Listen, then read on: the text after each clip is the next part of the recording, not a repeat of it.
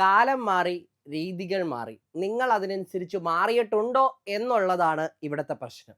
Welcome to super notes. അപ്പോൾ ദാ നമ്മുടെ മുമ്പിലുള്ള മത്സര പരീക്ഷകളുടെ ചോദ്യത്തിന്റെ നിലവാരവും ചോദ്യങ്ങൾ ചോദിക്കുന്ന രീതിയിലും മാറ്റം വന്നിട്ടുണ്ട്. അതിനനുസരിച്ചുള്ള മാറ്റം നമ്മുടെ പഠനത്തിൽ കൊണ്ടുവരേണ്ട സമയം അതിക്രമിച്ചു കഴിഞ്ഞിരിക്കുന്നു. ഇന്ന് ഞാൻ വന്നിരിക്കുന്നത് അത്തരത്തിൽ ചില മാത്തമാറ്റിക്സ് ക്വസ്റ്റ്യൻസ് നിങ്ങൾക്ക് പരിചയപ്പെടുത്താൻ വേണ്ടിയിട്ടാണ്. കാരണം ചോദ്യങ്ങളെ പരിചയപ്പെട്ടാലേ എന്ത്, എങ്ങനെ, ഏത് പഠിക്കണം എന്നുള്ള ധാരണ കിട്ടുള്ളൂ. അപ്പോൾ വരാൻ പോകുന്ന ഈ പരീക്ഷകൾക്ക് എസ്പെഷ്യലി കമ്പനി ബോർഡ്, LGS, പിന്നെ കമ്പനി ബോർഡ്, പിന്നെ ഡിഗ്രി പ്രിലിംസ് എക്സാമുകൾ, വില്ലേജ് ഫീൽഡ് അസിസ്റ്റന്റ്, അതുപോലെ ഫോഴ്സ് എക്സാമുകൾക്കൊക്കെ നമുക്ക് ഒരുമിച്ച് എന്താ പറയാ, ഒറ്റ പഠനം കൊണ്ട് പ്രഡിക്റ്റ് ചെയ്ത് മനസ്സിലാക്കാൻ പറ്റുന്ന തരത്തിലുള്ള ചോദ്യങ്ങൾ. അത് നിങ്ങൾക്കറിയാം, സമാന്തര ശ്രേണികൾ, എക്സ്പോണൻസ് ഒക്കെ ഞാൻ പല പല പല തവണ നിങ്ങളോട് പറഞ്ഞിട്ടുണ്ട്, PSCക്ക് ഏറെ പ്രിയപ്പെട്ടതാണ് എന്ന്. അപ്പൊ അത്തരം ചോദ്യങ്ങൾ നമുക്ക് പെട്ടെന്ന് ഞൊടിയിടയിൽ എങ്ങനെ സോൾവ് ചെയ്യാം, ഒന്ന് നോക്കിക്കഴിഞ്ഞാൽ ഉത്തരം നമ്മളിലേക്ക് വരുന്ന രീതിയിലേക്ക് എങ്ങനെ ആ ചോദ്യങ്ങൾ ചെയ്യാം എന്നുള്ളതാണ് ഇന്ന് നമ്മൾ ഡിസ്കസ് ചെയ്തത്. അപ്പൊ നമുക്ക് ആദ്യത്തെ ചോദ്യത്തിലേക്ക് വരാം. ഇതാ നോക്കടാ, ആദ്യത്തെ ചോദ്യം എന്ന് പറയുന്നത് 1/2 raised to -2 plus 1/3 raised to -2 plus 1/4 raised to -2 എന്നുള്ളതാണ്. ഇത്തരം ചോദ്യങ്ങൾ ഈ തൊട്ട് കഴിഞ്ഞ ബീറ്റ് ഫോറസ്റ്റ് എക്സാമിന് വരെ ഉണ്ടായിരുന്നു. അപ്പൊ അതാണ് ഞാൻ പറഞ്ഞത്, നമ്മൾ മനസ്സിലാക്കാൻ നമ്മളെ കൊണ്ട് കഴിവ് വേണം. ഇവിടെ എന്താണ് PSC ആവശ്യപ്പെടുന്നത്? ഒരു ഉദ്യോഗാർത്ഥി മനസ്സിലാക്കേണ്ട ബേസിക് കാര്യങ്ങൾ എന്താണ് ഇവിടെ ഉള്ളത് എന്ന് ചോദിച്ചു കഴിഞ്ഞാൽ നിങ്ങൾക്ക് എല്ലാവർക്കും അറിയാം കൃത്യംഗം എന്ന് പറഞ്ഞാൽ എന്താണെന്നുള്ളത്. A⁻m എന്ന് പറഞ്ഞു കഴിഞ്ഞാൽ അതിന്റെ അർത്ഥം എന്താണ്? A എന്ന് പറയുന്ന സംഖ്യയെ m തവണ ഗുണിക്കുക. അപ്പൊ ഇവിടെ A/B⁻m എന്ന് പറഞ്ഞാൽ നിങ്ങൾക്ക് എന്താണെന്ന് അറിയാം. എന്താണ്? A/B-നെ m തവണ ഗുണിക്കുക. ഓക്കെ ആണല്ലോ. ഇനി ഇത് രണ്ടും കൂടെ ചേർത്ത് ഇവിടെ ഒരു കാര്യം കൂടെ ഞാൻ പറയാണ്. A⁻m എന്ന് പറഞ്ഞാൽ 1/A⁻m ആണ്. അപ്പോൾ A/B⁻m എന്ന് പറഞ്ഞാൽ എന്താണ്? ഇത് തിരിച്ചിടുമ്പോൾ ഈ എന്താകും? ഈ മൈനസ് പോകും, പിന്നെ m അതുപോലെ തന്നെ ഇട്ടാൽ മതി. മൈനസ് വന്നു കഴിഞ്ഞാൽ ഇത് തിരിച്ചിടുക. ഓക്കെ ആണല്ലോ, ക്ലിയർ ആണ്. അപ്പൊ ഇവിടെ നിങ്ങൾ ഇനി ഈ സാധനം മാത്രം ചിന്തിച്ചാൽ മതി. ഈ ഫോർമുലകൾ മനസ്സിലാക്കി കഴിഞ്ഞാൽ ഈ സാധനം പെട്ടെന്ന് നിങ്ങൾക്ക് ചെയ്യാനായിട്ട് സാധിക്കും. ഇവിടെ എന്ത് ചെയ്യണം? മൈനസ് വന്നു, തിരിച്ചിടുക, 2/1 എന്നിടുക, ആ നമ്പർ അവിടെ തന്നെ ഇടുക, 2 പ്ലസ് ഇതെന്ത് ചെയ്യുക? 3/1 എന്നിടുക, ആ നമ്പർ മാത്രം അവിടെ ഇടുക, മൈനസ് ഇല്ലാതെ. ഇനി 4/1 എന്ന് എഴുതുക, എന്നിട്ട് മൈനസ് ഇല്ലാതെ നമ്പർ മാത്രം എഴുതുക. 2/1 എന്ന് പറഞ്ഞാൽ 2 തന്നെയല്ലേടാ, 2ന്റെ സ്ക്വയർ 4 പ്ലസ് 3/1 എന്ന് പറഞ്ഞാൽ 3 തന്നെയല്ലേടാ, അപ്പൊ 3ന്റെ സ്ക്വയർ പ്ലസ് 4/1 എന്ന് പറഞ്ഞാൽ 4 തന്നെയല്ലേടാ, അപ്പൊ 4ന്റെ സ്ക്വയർ. അപ്പം അതായത് ഇവിടെ 4 ഇവിടെ ഞാൻ സ്ക്വയർ എഴുതിയില്ലേ, അപ്പൊ ഇവിടെ 4 പ്ലസ് ഇവിടെ 2ന്റെ സ്ക്വയർ എന്ന് എഴുതാം കേട്ടോ. 2ന്റെ സ്ക്വയർ എന്ന് വേണമെങ്കിൽ എഴുതാം, 2ന്റെ സ്ക്വയർ. ഓക്കെ, അപ്പൊ 4, 3ന്റെ സ്ക്വയർ 9, 4ന്റെ സ്ക്വയർ 16, 16 4 20, 29 എന്ന് വരും. അപ്പൊ ഇനി എന്ത് ചെയ്താൽ മതി? ഈ അടിയിൽ കിടക്കുന്നവരുടെ സ്ക്വയർ ഇങ്ങനെ ചിന്തിച്ചാൽ മതി. അടിയിൽ കിടക്കുന്നതിന്റെ ഇങ്ങനെയാണ് വന്നിരിക്കുന്നതെങ്കിൽ എന്ത് ചെയ്യുക? എല്ലാത്തിനും മൈനസും ഉണ്ട്, എല്ലാത്തിനും ഒരേ പവറും ആണെന്നുണ്ടെങ്കിൽ അടിയിൽ കിടക്കുന്ന നമ്പറിന്റെ പവർ എടുക്കുക, ആഡ് ചെയ്യുക. ഓക്കെ ആണല്ലോ, അടിയിൽ കിടക്കുന്നതിന്റെ പവർ എടുക്കുക, ആഡ് ചെയ്യുക. അങ്ങനെയാണെങ്കിൽ ഒരു ചോദ്യം നമുക്ക് നോക്കാം. ദാ ഇതിന്റെ ഉത്തരം നിങ്ങളൊന്ന് പെട്ടെന്നൊന്ന് പറഞ്ഞേ. എന്ത് ചെയ്യും? ദാ ഇവിടെ -2 അപ്പൊ 4ന്റെ സ്ക്വയർ 16 പ്ലസ് 5ന്റെ സ്ക്വയർ 25 പ്ലസ് 6ന്റെ സ്ക്വയർ 36 എന്ന് വരും അല്ലെ. 6 6 12 5 17, ശിഷ്ടം 1, 3 2 5, 5 2 7, 77 എന്ന് നമുക്ക് ആൻസർ കിട്ടും. ഓക്കെ അല്ലേ? അപ്പൊ അതാ നോക്കിക്കേ, ഒറ്റയടിക്ക് നോക്കി നമുക്ക് ചെയ്യാൻ പറ്റുന്ന രീതിയിലേക്ക് നമ്മൾ വന്നു. ഓക്കെ ആണല്ലോ. അപ്പൊ പവറിൽ മൈനസ് വന്നാൽ എന്താണ്? ഡിവൈഡഡ് ബൈ, അതായത് ഈ സാധനം A⁻m എന്ന് പറഞ്ഞാൽ 1/A⁻m ആണ്. ഇവനെ ഉപയോഗിച്ചുകൊണ്ടാണ് PSCയുടെ റീസെന്റ് കളികളെല്ലാം നടക്കുന്നത്. അപ്പൊ ഈ സാധനം വ്യക്തമായിട്ടൊന്ന് മനസ്സിലാക്കി വെച്ച് കഴിഞ്ഞാൽ കൃത്യംഗത്തിൽ നിന്നും ഒരു ബുദ്ധിമുട്ടും ഇല്ലാതെ ആ മാർക്ക് സ്കോർ ചെയ്യാനായിട്ട് സാധിക്കും. അങ്ങനെയെങ്കിൽ അടുത്ത ചോദ്യം നോക്കടാ. 10⁻899 എത്ര അക്കങ്ങൾ ഉണ്ട് എന്നുള്ളതാണ് ചോദ്യം. ഇത് VFA ലെവലിന് ചോദിച്ചിട്ടുള്ളൊരു ചോദ്യമാണ്. ഇവിടെ പലർക്കും പറ്റുന്ന ഒരു മിസ്റ്റേക്ക്, എന്താണ് ഈ ചോദ്യം ചോദിച്ചിരിക്കുന്നത്, ഇത് എങ്ങനെ കണ്ടുപിടിക്കും എന്നൊക്കെയുള്ള ഒരുപാട് കൂലങ്കഷമായിട്ടുള്ള ചർച്ചകളും ചിന്തകളും മനസ്സിലൂടെ പോകുമ്പോൾ സമയം പോകും. എന്നാൽ ഇവിടെ അതൊന്നും ആവശ്യമില്ല.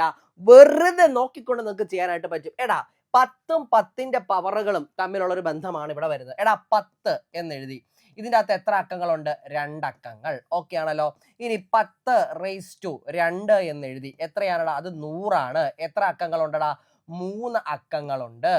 ഇനി 10⁻³ എന്ന് എഴുതി. എത്ര അക്കങ്ങളുണ്ട്?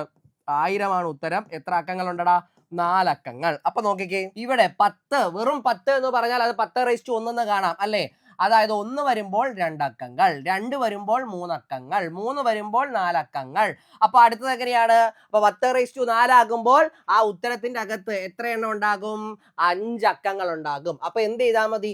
ഈ പവറിനോട് കൂടെ 1 കൂട്ടിയാൽ മതി. അതായത് 10⁻899 മുഴുവൻ നമ്മൾ നിരത്തി പിടിച്ച് എഴുതി കഴിഞ്ഞാൽ അതിൻ്റെ അകത്ത് എത്ര അക്കങ്ങൾ ഉണ്ടെന്ന് ചോദിച്ചാൽ ഇതിനോടുകൂടി 1 കൂട്ടുക, അതായത് 900 അക്കങ്ങൾ ഉണ്ടാകും എന്ന് നമുക്ക് പറയാൻ പറ്റും. 900 അക്കങ്ങൾ ഉണ്ടാകും ആരുടെ അകത്ത്? 10⁻899. ഈ രീതി, ഈ ഒരു സാധനം പഠിച്ചാൽ മതി. ഇത് എവിടെ നിന്ന് വരുന്നതെന്നറിയോ? നമ്പർ സിസ്റ്റം ഇല്ലേ, നമ്പർ സിസ്റ്റത്തിന്റെ ബേസിക്സ് ആണ്. അതുകൊണ്ട് എനിക്ക് ഇപ്പോൾ നിങ്ങളോട് പറയാനുള്ളത്, മാത്തമാറ്റിക്സ്, മത്സര പരീക്ഷയുടെ മാത്തമാറ്റിക്സ് പഠിച്ചു തുടങ്ങുമ്പോൾ നിങ്ങൾ എല്ലാവരും ആദ്യം പഠിക്കുന്നതാണ് സംഖ്യകളും അടിസ്ഥാന ക്രിയകളും എന്ന് പറയുന്നത്. സംഖ്യകളും അടിസ്ഥാന ക്രിയകൾ എന്ന് പറയുന്നതും ഒരു ടോപ്പിക് ആയിട്ട് നിങ്ങൾ ആരും കാണരുത്. നിങ്ങൾക്ക് വേണ്ട ആ പരീക്ഷയ്ക്ക്, അതായത് ആ പരീക്ഷയ്ക്ക് വേണ്ട മാത്തമാറ്റിക്സിന്റെ ബേസ് ആണ് ആ സാധനം. സംഖ്യകളെ പറ്റിയും അതിന്റെ അടിസ്ഥാന തത്വങ്ങളും ക്രിയകളും എല്ലാം നമ്മൾ ആ ഒരു ടോപ്പിക്കിന്റെ കീഴിൽ മനോഹരമായി പഠിച്ചിരിക്കണം. റിമൈൻഡർ തിയറം ഹരിക്കുമ്പോൾ ശിഷ്ടം വരുന്ന വെച്ചിട്ട് ചെയ്യുന്ന പരിപാടിയിൽ, കലണ്ടറിലൊക്കെ നമ്മൾ മെയിൻ യൂസ് ചെയ്യുന്ന ആ പരിപാടിയാണ്. പിന്നെ ഈ പറയുന്ന സംഖ്യകളുടെ തുക, അതുപോലെ പിന്നെ ഇങ്ങനെയുള്ള യൂണിറ്റ് ഡിജിറ്റിലുള്ള അക്കങ്ങളുടെ പ്രത്യേകത, അങ്ങനെയുള്ള ഒരു സ്ഥാനവില, മുഖവില, അങ്ങനെയുള്ള ഒരുപാട് കാര്യങ്ങൾ അവിടെയുണ്ട്. അത് മനോഹരമായി പഠിച്ചെങ്കിലാണ് നമുക്ക് മുമ്പോട്ട് പോകുമ്പോൾ ഒരുപാട് ടോപ്പിക്കുകളിൽ നമ്മളത് അപ്ലൈ ചെയ്യുകയാണ് ചെയ്യുന്നത്. ഇത് വ്യക്തമായിട്ടൊന്ന് മനസ്സിലാക്കിക്കോളാം. ഇത് നിങ്ങൾക്ക് ആരും പറഞ്ഞു തരാൻ പോകുന്നില്ല.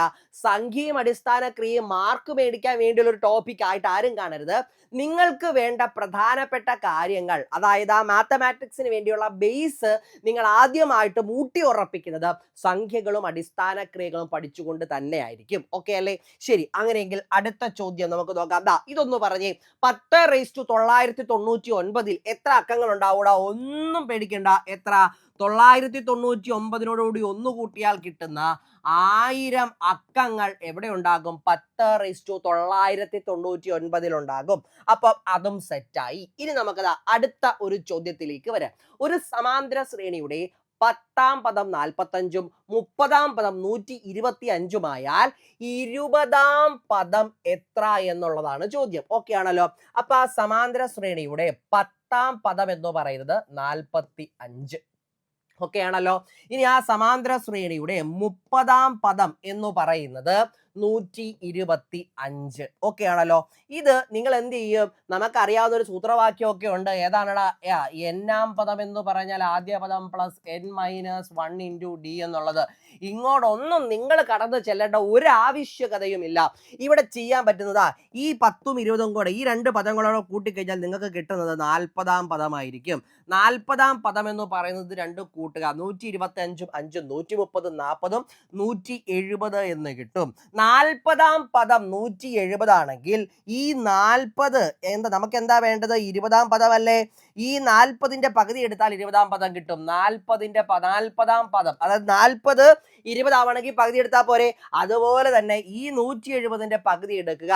170ന്റെ പകുതി എന്ന് പറയുമ്പോൾ എത്ര വരുന്നു? 170ന്റെ പകുതി എന്ന് പറഞ്ഞു കഴിഞ്ഞാൽ 50ഉം 35ഉം 50ഉം 35ഉം എന്ന് വരും. ശരിയല്ലേ? അപ്പൊ 85 എന്നതായിരിക്കും നമ്മുടെ ഉത്തരം. അതായത് നോക്കിക്കേ, ഒരു സമാന്തര ശ്രേണിയുടെ 10ാം പദവും 130ാം പദവും തന്നിട്ടുണ്ടെങ്കിൽ അതിന്റെ 20ാം പദം, ഇത് അങ്ങനെയേ ചോദിക്കൂ. ക്ലിയർ ആണല്ലോ? ഇത് രണ്ടും കൂടെ കൂട്ടുമ്പോ കിട്ടുന്ന എത്രയാണോ അതിന്റെ നേർ പകുതി, അത്രാമത്തെ പദം കണ്ടുപിടിക്കാനേ നമ്മളോട് ചോദിക്കൂ. ക്ലിയർ ആണല്ലോ? ഇതെങ്ങനെ ഇങ്ങനെ വന്നു എന്നുള്ളത് പലർക്കും ഇപ്പോൾ ഒരു കൺഫ്യൂഷൻ ഉണ്ടാകും അല്ലെ? അത് എങ്ങനെ വന്നു എന്നുള്ളത് ഞാൻ നിങ്ങൾക്ക് അടുത്ത ഒരു ചോദ്യം കൂടെ കാണിച്ചിട്ട് പറഞ്ഞു തരാം. ഈ ചോദ്യം ചെയ്യുന്നതിന് മുമ്പായിട്ട് ഇത് എങ്ങനെ വന്നു എന്നുള്ളത് ഞാൻ ചുമ്മാ ഒന്ന് വേറൊരു എക്സാമ്പിൾ വെച്ചിട്ട് കാണിച്ചു തരാം. ഒരു സമാന്തര ശ്രേണി ഞാൻ എഴുതുവാണ്. 2, 4, 6, 8, 10, 12. ഓക്കെ ആണല്ലോ? ക്ലിയർ ആണ്? ഇനി ഇവിടെ നിങ്ങൾ നോക്കിക്കേ, ഇതെന്ന് പറയുന്നത് എന്താണ്? ഇത് 1ാം പദം, 2ാം പദം, പിന്നെ ഇത് 3ാം പദം, 4ാം പദം, 5ാം പദം, 6ാം പദം. അപ്പൊ ഈ സമാന്തര ശ്രേണിയുടെ 2ാം പദം ഞാൻ എടുക്കുകയാണ്. 2ാം പദം എന്ന് പറയുന്നത് 4 ആണ്. ഇനി ഇതാ നോക്കിക്കോ. യെസ്, ഇതിന്റെ 5ാം പദം ഞാൻ എടുക്കാണല്ലോ. 5ാം പദം എന്ന് പറയുന്നത്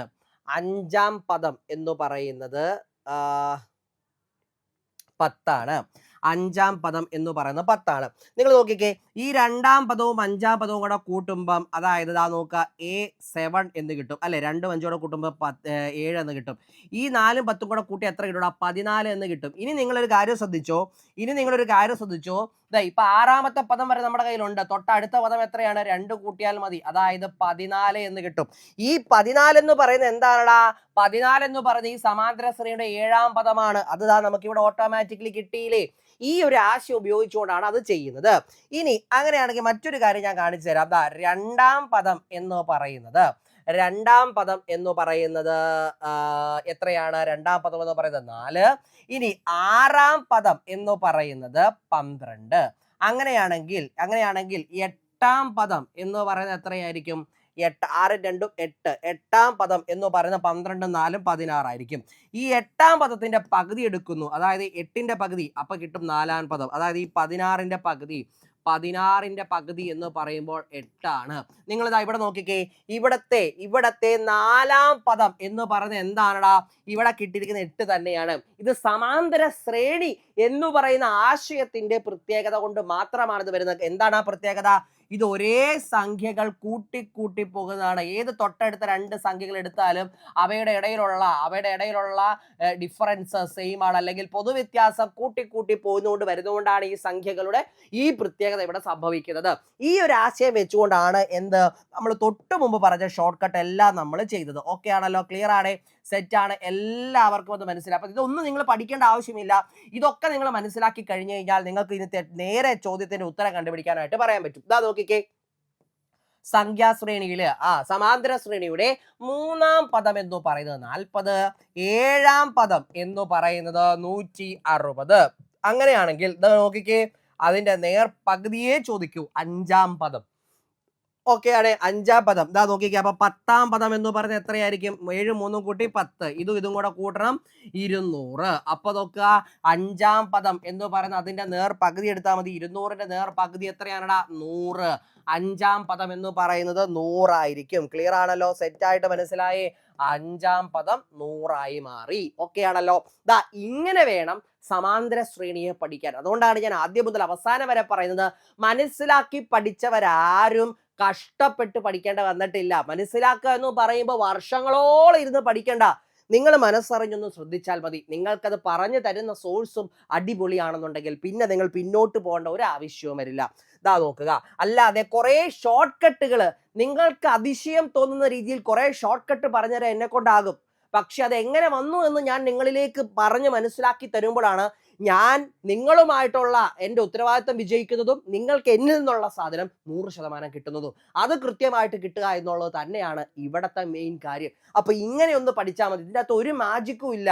വർഷങ്ങളായിട്ടുള്ള രീതിയാണ്, അല്ലാതെ ഇത് ആരും കണ്ടുപിടിച്ചതൊന്നുമല്ല. വർഷങ്ങളായിട്ടുള്ള കോൺസെപ്റ്റ് തന്നെയാണ് ഷോർട്ട് കട്ടുകളായി മാർക്കറ്റിൽ കാണപ്പെടുന്നത്. അതുകൊണ്ട് അതൊന്ന് മനസ്സിലാക്കാൻ നിങ്ങൾ ശ്രമിച്ചു കഴിഞ്ഞാൽ നിങ്ങൾക്കിത് പുഷ്പം പോലെ കിട്ടുമെന്ന് ഞാൻ എഴുതി ഒപ്പിട്ട് തരാന്നേ. പിന്നെ നിങ്ങൾ എന്തിനാണ് പേടിക്കുന്നത്? ഇതൊക്കെ ഇത്രയേ ഉള്ളൂ, അല്ലാതെ ഇത് ബാലികേറാ മല പോലെ ബുദ്ധിമുട്ടായ ഒരു സാധനമൊന്നും അല്ല. അപ്പോ അടുത്ത ടോപ്പിക് എന്ന് പറയുന്നത് സിമ്പിൾ ഇൻട്രസ്റ്റ്, കോമ്പൗണ്ട് ഇൻട്രസ്റ്റിൽ നിന്നും VFA, ബെപ്കോ LD അങ്ങനെയുള്ള പരീക്ഷകൾക്കെല്ലാം, അതുപോലെ ഡിഗ്രി പ്രിലിംസ് വരെ പോകുന്ന ഒരു ചോദ്യമാണ് ഇതെന്ന് പറയുന്നത്. ഇവിടെ നിങ്ങൾ മനസ്സിലാക്കേണ്ടത്, നിങ്ങൾ എല്ലാവരും സിമ്പിൾ ഇൻട്രസ്റ്റും കോമ്പൗണ്ട് ഇൻട്രസ്റ്റും മനോഹരമായിട്ട് ഷോർട്ട് കട്ടുകൾ എടുക്കാൻ പഠിച്ചിട്ടുണ്ട്. കോൺസെപ്റ്റ് അറിയാത്ത ഒരാൾക്ക് ഇത് പെട്ടെന്ന് ചെയ്യാനായിട്ട് കഴിയും. ഇവിടെ എന്താണ് ആ കോൺസെപ്റ്റ് അറിയാതെ പറയാം. കോൺസെപ്റ്റ് അറിയാതെ ഞാൻ പറയുമ്പോഴും പലരും തെറ്റിദ്ധരിക്കും, ഇതെല്ലാം പഠിക്കണം എന്നുള്ളത്. വേണ്ട, വളരെ വിശദമായി ലളിതമായി എന്താണ് പലിശ, നിങ്ങൾ നിങ്ങളുടെ അച്ഛനോ അമ്മയോ ബാങ്കിൽ സ്വർണം പണയം വെക്കാൻ പോകുമ്പോഴോ, അല്ലെങ്കിൽ ബാങ്കിൽ നിന്ന് ലോൺ എടുക്കുമ്പോഴോ, അല്ലെങ്കിൽ നിങ്ങളൊരു പൈസ ബാങ്കിൽ നിക്ഷേപിക്കുമ്പോഴോ നിങ്ങൾക്ക് കിട്ടുന്ന പലിശ നിരക്കിനെ പറ്റി വ്യക്തമായ ധാരണയുണ്ടെങ്കിൽ ഇത് അവിടെ സോൾവ് ആയി. ഈ ചോദ്യത്തിന്റെ ഉത്തരം അവിടെ കിട്ടിക്കഴിഞ്ഞു. ഇവിടെ എന്തൊക്കെയാണ്? നമുക്ക് എപ്പോഴും ഒരു മൂലധനം ഉണ്ടാവും, പ്രിൻസിപ്പൽ എമൗണ്ട്, പിന്നെ എന്താണ് നമ്പർ ഓഫ് ഇയേഴ്സ്, അല്ലെങ്കിൽ എത്ര നാളത്തേക്കാണെന്നുള്ളത് വർഷാടിസ്ഥാനത്തിലാണ് നമ്മളിത് പറയാം. ഇനി നമുക്ക് വേണ്ട പലിശ, നമുക്ക് കിട്ടുന്ന പലിശ നമ്മൾ അടയ്ക്കേണ്ട പലിശയും ഉണ്ടാവും. അതിനെ ഇൻട്രസ്റ്റ് എന്ന് പറയുന്നു. ഇനി ആർ എന്ന് പറയുന്ന പലിശ നിരക്കാണ്, അതിനെ പെർസെൻറ്റേജ് എന്ന് പറയുന്നു. ഇത്രയും ആളുകൾ ചേരുന്നതാണ് സിമ്പിൾ ഇൻട്രസ്റ്റ്, കോമ്പൗണ്ട് ഇൻട്രസ്റ്റ് എന്ന് പറയുന്നത്. അതായത് ഇതിന്റെ ഒരു ബിൽഡിംഗ് ബ്ലോക്കുകളാണ് ഈ പറഞ്ഞ ആളുകൾ. ഇനി ഈ ഒരു ചോദ്യത്തിലേക്ക് നമുക്ക് നോക്കാം. ഒരു മാസം, ഓക്കെ ആണല്ലോ, ഒരു മാസം 1 രൂപയ്ക്ക് എത്രയാണ് ആ പലിശ എന്ന് പറയുന്നത്? 1 പൈസ എന്ന നിരക്കിൽ ആണ് പലിശ അടയ്ക്കുന്നെങ്കിൽ ആ പലിശ നിരക്ക് എന്ന് പറയുന്നത് എത്രയാണ്? അതായത് ആർ എന്ന് പറയുന്നത്. ഇവിടെ ഒരു മാസം, നമ്പർ ഓഫ് ഇയേഴ്സ്, അതായത് സമയം തന്നിട്ടുണ്ട്, മാസത്തിലാണ് അവർ തന്നിരിക്കുന്നത്. ഓക്കെ, ഇനി എത്ര രൂപ? 1 രൂപ. പ്രിൻസിപ്പൽ എമൗണ്ട് എന്ന് പറയുന്നത് 1 രൂപയാണ്. ഇനി ഇവിടെ പറയുന്ന ഇൻട്രസ്റ്റ് ആണ് 1 പൈസ എന്ന് പറയുന്നത്. റേറ്റ് ഓഫ് ഇൻട്രസ്റ്റ് അത് സാധാരണ പെർസെൻറ്റേജിലാണ്, അതാണ് നമുക്ക് കണ്ടുപിടിക്കേണ്ടത്. ഓക്കെ ആണല്ലോ. ഇവിടെ നിങ്ങൾ ചോദിക്കുക, എപ്പോഴും ചോദ്യം വരുന്നത് ഇങ്ങനെയായിരിക്കും. ഈ രണ്ട് കാര്യങ്ങൾ ഒരു കാരണവശാലും മാറില്ല. ഒരു മാസം 1 രൂപ, ഒരു മാസം 1 രൂപയ്ക്ക് 1 പൈസ നിരക്കിൽ എത്രയായിരിക്കും പലിശ നിരക്ക്? ഒരു മാസം 1 രൂപ പൈസക്ക് ഒരു മാസം 1 രൂപ എന്ന നിരക്കിൽ 1/2 അര പൈസക്ക് എത്രയായിരിക്കും പലിശ നിരക്ക്? 2 പൈസക്ക് എത്രയായിരിക്കും പലിശ നിരക്ക് എന്നൊക്കെ ചോദിക്കും. വേറെ ഒന്നും മാറില്ല. അങ്ങനെ എല്ലാം മാറുമ്പോൾ ഇവിടെ 1 രൂപ, ഒരു മാസത്തേക്ക് 1 രൂപയ്ക്ക് 1 പൈസയാണ് പലിശയെങ്കിൽ പലിശ നിരക്ക് എന്ന് പറയുന്നത് നിങ്ങൾ കൃത്യമായിട്ട് പഠിച്ചു, 12%. ഇനി ഈ പൈസ മാറുന്നതിനനുസരിച്ച് 12ന്റെ ഗുണിതങ്ങൾ വരുന്ന 12ന്റെ ഗുണിതങ്ങളോ 12 ഘടകങ്ങളോ വരികയുള്ളൂ. അതായത് ഇവിടെ നോക്കുക, ഒരു മാസം 1 രൂപയ്ക്ക് നോക്കിക്കോ 2 പൈസ എന്ന നിരക്കിലാണ് പലിശ വരുന്നതെങ്കിൽ പലിശ നിരക്ക് എത്രയാണെന്ന് ചോദിച്ചാൽ ഈ 12നോട് കൂടെ 2 ഗുണിക്കുക, 24% എന്ന് പറയുന്നത് പലിശ നിരക്ക്. ഇനി വീണ്ടും ഒരു മാസം 1 രൂപയ്ക്ക് അര പൈസ ആണ് പലിശ എങ്കിൽ പലിശ നിരക്ക് എത്രയാണെന്ന് ചോദിച്ചാൽ ഈ 12ന്റെ നേർ പകുതി എടുത്താൽ മതി. കാരണം ഈ 1ന്റെ നേർ പകുതിയാണ് അര, അപ്പൊ 12ന്റെ നേർ പകുതി 6% എന്ന് ചിന്തിച്ചാൽ മതി. ഓക്കെ ആണല്ലോ. ഇനി വീണ്ടും ഒരു മാസം 1 രൂപയ്ക്ക് 5 പൈസ ആണ് പലിശ എങ്കിൽ പലിശ നിരക്ക് എന്ന് പറഞ്ഞാൽ എത്രയായിരിക്കും എന്ന് ചോദിച്ചു കഴിഞ്ഞാൽ ഈ 12%-നോട് കൂടെ 5 ഗുണിക്കുക എന്ന് പറയുമ്പോൾ എത്ര വരും? 60% എന്ന് വരും. ഓക്കെ ആണല്ലോ. ഇങ്ങനെയാണ് ആ സാധനം വരുന്നത്. ഇനി നിങ്ങൾക്ക് ആർക്കെങ്കിലും, എനിക്കറിയാം, ഒരു ക്യൂരിയോസിറ്റി ഉണ്ടാകും ഇത് എങ്ങനെ വന്നു എന്ന് അറിയണമെന്നുള്ളവർക്ക്. അപ്പൊ അങ്ങനെയുള്ള ആളുകൾ മാത്രം, അങ്ങനെയുള്ളവർ മാത്രം ഒന്ന് ശ്രദ്ധിച്ചാൽ മതിയേ. അപ്പൊ ഇവിടെ മനസ്സിലാക്കേണ്ട കാര്യം പിടികിട്ടിയല്ലോ. എന്താണ്? ഒരു മാസം 1 രൂപ 1 പൈസ ആണെങ്കിൽ പലിശ നിരക്ക് 12%. ഈ 1 പൈസ മാറി 2 പൈസ ആയാൽ 12നെ 2 കൊണ്ട് ഗുണിക്കുക 24. ഇനി 3 പൈസ ആയാൽ 12നെ 3 കൊണ്ട് ഗുണിക്കുക 36. അര പൈസ ആയാൽ 12ന്റെ നേർ പകുതി എത്ര? 6. അങ്ങനെയാണ് പോകുന്നത്. അപ്പൊ ഇത് എങ്ങനെ വന്നു എന്നുള്ളത് പറയാം. അപ്പൊ ഞാൻ ചോദിക്കട്ടെ, ഒരു മാസം എന്ന് പറയും. അപ്പൊ നോക്കിക്കേ, ഒരു മാസം എന്ന് പറഞ്ഞാൽ എത്രയാണടാ? ഒരു മാസം എന്ന് പറഞ്ഞു കഴിഞ്ഞാൽ വർഷത്തിലേക്ക് മാറ്റുമ്പോൾ 1/12. ഓക്കെ ആണല്ലോ. ഇനി അതല്ല, മറ്റു രീതിയിൽ നമുക്ക് വർഷത്തിലേക്ക് തന്നെ മാറ്റാം. ഒരു മാസം എന്ന് പറയുമ്പോൾ അപ്പൊ 12 മാസം, ഒരു വർഷം ആവണമെങ്കിൽ എന്തായിരിക്കണം? 12 മാസമാണ് ഒരു വർഷം. 12 മാസത്തേക്ക് 1 രൂപ എന്ന് പറയുമ്പോൾ എത്ര പൈസ തന്നെയാണ്? അവിടെ മുതൽ പ്രിൻസിപ്പൽ എമൗണ്ട് മാറുന്നുണ്ടോ? ഇല്ല. അതായത് വർഷം കൂടുന്നൊരു ബാങ്ക് പിന്നെ അങ്ങോട്ട് കൊടുത്തോണ്ടിരിക്കില്ല. തുടക്കത്തിൽ നമ്മൾ ഇടുന്നതോ അല്ലെങ്കിൽ തുടക്കത്തിൽ നമ്മൾ എടുക്കുന്നതോ അത് ഫിക്സഡ് ആയിരിക്കും. അതൊരു കാരണവശാലും മാറില്ല. ഇവിടെ 1 രൂപയിലാണ് തുടങ്ങിയത്. അപ്പൊ 1 രൂപ എന്ന് പറഞ്ഞാൽ 100 പൈസ. ആ 100 പൈസ എന്ന നിരക്കിൽ തന്നെ ഇനി 1 പൈസ എന്ന് പറഞ്ഞു കഴിയുമ്പോൾ ഒരു മാസം 1 പൈസ, അപ്പൊ 12 മാസം ആകുമ്പോ എത്രയാണടാ? 12 പൈസയാകും. ഓക്കെ ആണല്ലോ. അപ്പൊ ഒരു വർഷം 100 പൈസയ്ക്ക് 12 പൈസയാണ് പലിശ. അതായത് 100 പൈസയ്ക്ക് 12 പൈസ എന്ന് പറയുമ്പോൾ ഈ 100ന്റെ എത്ര ശതമാനമാണ് 12? 100ന്റെ എത്ര ശതമാനമാണ് 12 എന്ന് ചോദിച്ചാൽ 12% തന്നെയായിരിക്കും. ഓക്കെ ആണല്ലോ. അതായത് ഈ 100 പൈസയുടെ ഒരു വർഷം, അതായത് നമ്മൾ പലിശ എപ്പോഴും കണക്കാക്കുന്നത് വർഷത്തിലല്ലേ. ഒരു വർഷത്തിൽ 100 പൈസയ്ക്ക് 12 പൈസയാണ് പലിശയായി നൽകേണ്ടി വരുന്നത്. 100ന്റെ എത്ര ശതമാനമാണ് 12 എന്ന് പറഞ്ഞാൽ 12%. അതായത് നോക്കുക, 12% എന്ന് പറയുമ്പോൾ 100ന്റെ 12% എന്ന് പറയുന്നത് തന്നെയാണ് 12 അല്ലേ? എന്ത് വരും? 100 × 12/100 എന്ന് പറഞ്ഞാൽ 12 തന്നെയല്ലേ കിട്ടുന്നത്. അപ്പൊ 100ന്റെ 12 ശതമാനം തന്നെയാണ് 12 പൈസ എന്ന് പറയുന്നത്. ഓക്കെ ആണല്ലോ. അപ്പൊ ഇവിടെ എന്ത് വരും? അപ്പൊ ഇവിടെ ഒരു മാസം 1 രൂപയ്ക്ക് 1 പൈസയാണ് പലിശ എങ്കിൽ പലിശ നിരക്ക് വരുന്നത് ഈ 12% തന്നെയായിരിക്കും. ക്ലിയർ ആണല്ലോ. ഈ ആശയം വ്യക്തമായിട്ട് മനസ്സിലായി എങ്കിൽ നമുക്ക് അടുത്തൊരു ചോദ്യം നോക്കാം. ഒരു മാസം 1 രൂപയ്ക്ക് 1/4 പൈസ പലിശ നിരക്ക്, 1/4 പൈസയാണ് പലിശ എങ്കിൽ പലിശ നിരക്ക് എത്ര? പലിശ നിരക്ക് എത്ര? എന്ത് ചെയ്യണടാ? എന്ത് ചെയ്യണം? നേരത്തെ നമ്മൾ കണ്ടു, ആ 12നെ 4 കൊണ്ട് ഹരിക്കുക. എത്രയാണ്? 3% പലിശ നിരക്ക് എന്ന് പറയുന്നത്. ക്ലിയർ ആണ്. 3% പലിശ നിരക്ക് എന്ന് പറയുന്നത്. കാരണം ഒരു മാസം 1 രൂപയ്ക്ക് 1 പൈസ എന്ന നിരക്കിൽ വരുമ്പോൾ 12% പലിശ നിരക്ക് വരുന്നത്. അങ്ങനെയാണെങ്കിൽ ഇതുപോലെ തന്നെ ഒരു മാസം 1 രൂപയ്ക്ക് 1/4 പൈസയാണ് പലിശ എങ്കിൽ എത്രയായിരിക്കും പലിശ നിരക്ക്? ഇതേ 12നെ ആ 4 കൊണ്ട് ഹരിക്കുക. എത്ര വരും? 3% എന്ന് വരും. അങ്ങനെയാണ് അതിന്റെ ഉത്തരം വരുന്നത്. ക്ലിയർ ആണ്? ക്ലിയർ ആണ്. അങ്ങനെയെങ്കിൽ അടുത്ത ഒരു ചോദ്യം, റേഷ്യോ ആൻഡ് പ്രപ്പോർഷൻ, അംശബന്ധവും അനുപാതവും എന്ന് പറയുന്ന ഭാഗം നമ്മൾ മനോഹരമായിട്ട് എല്ലാ ലെവൽ പരീക്ഷകൾക്കും ഉണ്ട് അല്ലേ? എല്ലാ പരീക്ഷയ്ക്കും ചോദിക്കുന്ന ഒരു ടൈപ്പ് ചോദ്യമാണ് ഇതെന്ന് പറയുന്നത്. അതായത് പ്രപ്പോർഷൻ അല്ലെങ്കിൽ റേഷ്യോ എന്ന ഭാഗത്തു നിന്ന് ഒരു ചോദ്യം വന്നു കഴിഞ്ഞാൽ ആദ്യം വരുന്ന ഒരു ചോദ്യം എന്ന് പറയുന്നത് ഇതാണ്. A:B എന്നാൽ 5:4, B:C എന്നാൽ 11:10 എങ്കിൽ A:B:C എന്താണ് എന്നുള്ളത്. അപ്പൊ നിങ്ങളൊരു കാര്യം മനസ്സിലാക്കുക, ഈ രണ്ട് സംഖ്യകൾ തമ്മിലുള്ള ഒരേ യൂണിറ്റ് ഉള്ള രണ്ട് സംഖ്യകൾ തമ്മിലുള്ള ഏറ്റവും ലഘൂകരിച്ച ബന്ധമാണ് എന്ത്? റേഷ്യോ എന്ന് പറയുന്നത്. അംശബന്ധം എന്ന് പറയുന്നത്. അനുപാതം എന്ന് പറയുമ്പോൾ പ്രപ്പോർഷൻ. ഓക്കെ. അപ്പൊ B:C എന്ന് പറയുന്നത് 11:10 ആണെന്ന് പറഞ്ഞാൽ ഇവര് തമ്മിലുള്ള ഏറ്റവും ലഘൂകരിച്ച ബന്ധം എന്ന് പറയുന്നത് 11:10 ആണ്. ഇത് കണ്ടുപിടിക്കാൻ വേണ്ടി നിങ്ങൾ എവിടെയും പോകേണ്ട ആവശ്യമില്ല. ഈ 5ഉം ഈ 4ഉം A:B ഇങ്ങനെ എഴുതുക, B:C നേരെ അതിന്റെ താഴേക്ക് എഴുതുക. എന്നിട്ട് ചെയ്യേണ്ട പരിപാടി എന്ന് പറഞ്ഞു കഴിഞ്ഞാൽ ഇവിടെ നിന്ന് മാല പോലെ ഗുണിക്കുക. 5 × 11 55. എന്നിട്ട് പിന്നെ എങ്ങോട്ട് പോകണം? മാല പോലെ കണക്ട് ചെയ്ത് എല്ലാ സംഖ്യകളെയും മുത്തു കോർക്കുന്ന പോലെ കോർത്തെടുക്കണം.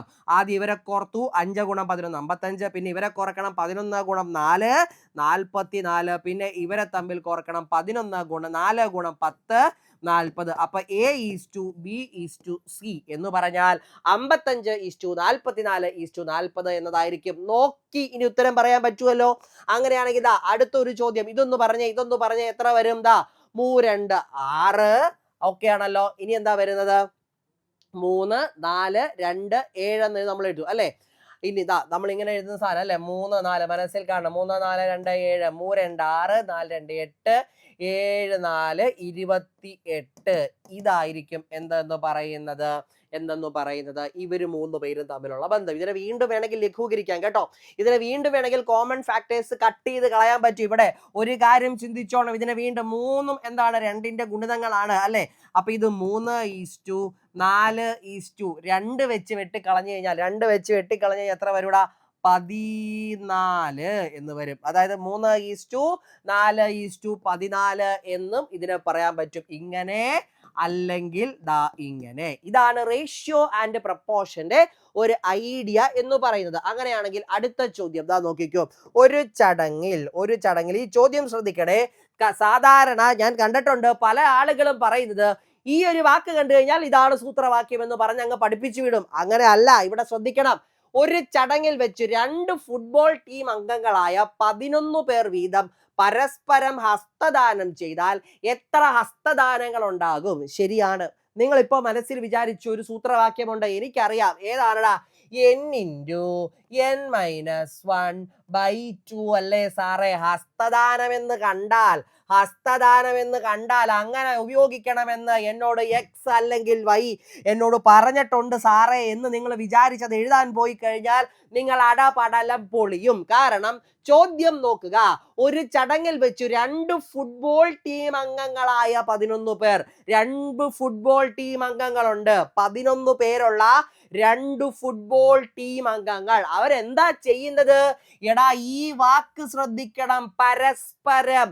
ആ രണ്ട് ടീമിലുമുള്ള ആളുകൾ അങ്ങോട്ട് team A team B, team എയിൽ 11 പേർ, ടീം ബിയിൽ 11 പേർ, ഇവർ പരസ്പരം അങ്ങോട്ടും ഇങ്ങോട്ടും ഷേക്ക് ഹാൻഡുകൾ ചെയ്യുന്നു. ഓക്കെ ആണല്ലോ. അങ്ങനെയാണെങ്കിൽ ഹസ്തദാനം എത്രയാണ് എന്നുള്ളതാണ് ചോദ്യം. ഇവിടെ നിങ്ങൾ നോക്കുക, ഇവിടെ 11 × 11 - 1/2 അല്ലെങ്കിൽ 11 × 10/2 വെട്ടി 5 55 എന്ന് പറയുന്നവർ അവിടെ എന്താകും? പൊട്ടിപ്പാളീസായി പോകും. ഈ ചോദ്യം, ഈ ഉത്തരം ഓപ്ഷനിൽ ഉണ്ടാകും. കറപ്പിക്കും, കയ്യിൽ നിന്ന് പോകും.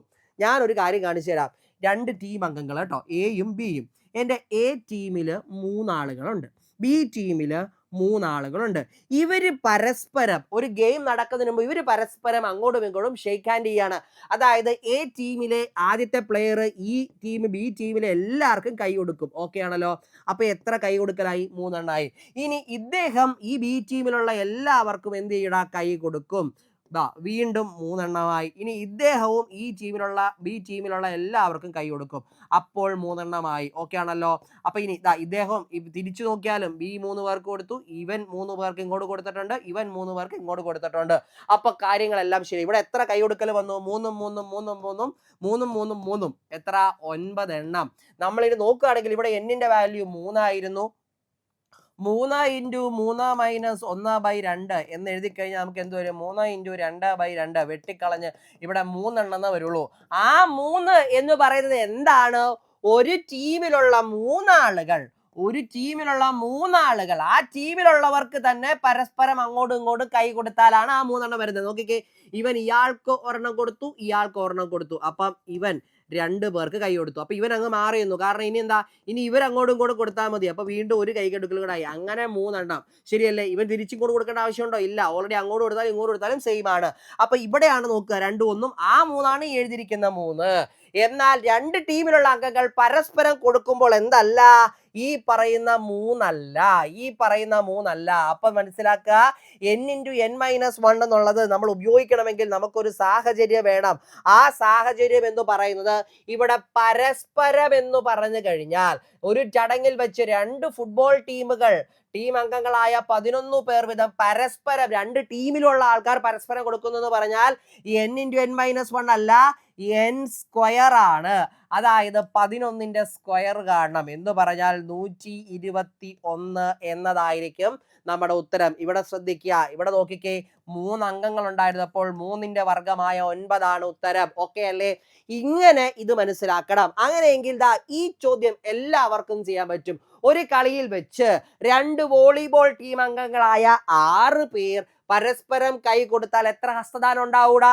ഇപ്പൊ നിങ്ങൾ കണ്ടു ഈ വാക്ക് പരസ്പരം.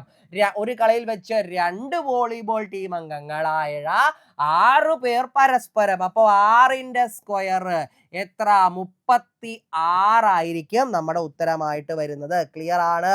എല്ലാവർക്കും അത് മനോഹരമായിട്ട് മനസ്സിലായി എന്ന് വിശ്വസിക്കുന്നു. സെറ്റ് അല്ലേ? അപ്പോ നിങ്ങൾക്കിപ്പോ മനസ്സിലായി എങ്ങനെ പഠിക്കണമെന്ന്. കുറെ സാധനങ്ങൾ വാരി വലിച്ച് പഠിച്ചതുകൊണ്ട് എവിടെയും ആരും എത്തില്ല. നിങ്ങൾ മനോഹരമായിട്ട് നിങ്ങൾ മനസ്സിൽ ഉറപ്പിച്ചിറങ്ങുമ്പോൾ നിങ്ങൾ മനസ്സിലാക്കേണ്ട വസ്തുത എന്ന് പറയുന്നത് എങ്ങനെ പഠിക്കണമെന്നാണ്. അത് മനസ്സിലാക്കി പഠിക്കാൻ വേണ്ടി സൂപ്പർ നോട്ട്സ് നിങ്ങൾക്കൊരു അവസരം നൽകുകയാണ്. യെസ്, നമ്മുടെ ഗോൾഡൻ ബാച്ചിലൂടെ ഡിഗ്രിക്ക് വേണ്ടി ഡിഗ്രി ലെവൽ ഗോൾഡ് ബാച്ച്, ഇനി ഫോഴ്സ് ലെവൽ ആണെങ്കിൽ ഫോഴ്സ് ലെവലിന് വേണ്ടി ഗോൾഡ് ബാച്ച്. കാരണം ഇത് രണ്ടും 2 രീതിയിൽ നമ്മൾ പഠിക്കേണ്ട ഐഡിയകളാണ്. +2 തലത്തിലാണ് ഫോഴ്സ് വരുന്നതെങ്കിൽ ഡിഗ്രി തലത്തിൽ ഡിഗ്രി ലെവൽ ബാച്ചുകൾ വരുന്നു. 2ന്റെയും ചോദ്യ രൂപങ്ങൾ പ്രിലിംസ് മെയിൻസ് ആണ് ഇവിടെ ഉണ്ടെങ്കിൽ ഇവിടെ ഒറ്റ പരീക്ഷ. അപ്പൊ 2ഉം കൂടെ ചേർത്തുള്ള ചോദ്യങ്ങൾ വരുന്ന രീതികളും അതിൻ്റെതായ മാറ്റങ്ങളുണ്ട്. ആ മാറ്റങ്ങൾ മനസ്സിലാക്കി എങ്ങനെയെന്ന് മനസ്സിലാക്കി പഠിക്കേണ്ട സമയമാണ് ഇനി അങ്ങോട്ടുള്ളത്. അത് മനസ്സിലാക്കി പഠിച്ചു കഴിഞ്ഞാൽ നിങ്ങൾക്ക് കൃത്യമായിട്ട് നിങ്ങളെ ലക്ഷ്യം നേടാൻ കഴിയും. സൂപ്പർ നോട്ട്സിന്റെ ഓരോ ബാച്ചിലൂടെയും ഞങ്ങളും നിങ്ങൾക്ക് ഓഫർ ചെയ്യുന്നത് അത്തരത്തിലൊരു ലേണിംഗ് സ്ട്രാറ്റജിയാണ്. അത് മനസ്സിലാക്കി പഠിക്കാൻ വേണ്ടി ധൈര്യമായിട്ട് ജോയിൻ ചെയ്തോ. എന്തെങ്കിലും സംശയങ്ങൾ, എന്തെങ്കിലും ആവശ്യങ്ങൾ ഉണ്ടെങ്കിൽ നിങ്ങൾക്ക് ധൈര്യമായിട്ട് എപ്പോൾ വേണമെങ്കിലും വിളിക്കാൻ പറ്റുന്ന ഒരു നമ്പർ കൂടി പറയാം. 8281223366. ജോബിൻ സാറും അമൽ സാറും ഞങ്ങളും എല്ലാം നിങ്ങൾക്ക് ആ പുതിയ സ്ട്രാറ്റജിയിലൂടെ പഠിപ്പിക്കാൻ, ആ പുതിയ സ്ട്രാറ്റജിയിലൂടെ നിങ്ങൾ ലക്ഷ്യങ്ങൾ നേടി നൽകാൻ വേണ്ടിയിട്ട് ഇവിടെ കട്ടയ്ക്ക് കാത്തിരിക്കുകയാണ്. ധൈര്യമായിട്ട് ജോയിൻ ചെയ്തോടാ, അടിപൊളിയായിട്ട് നമുക്ക് പഠിക്കാം.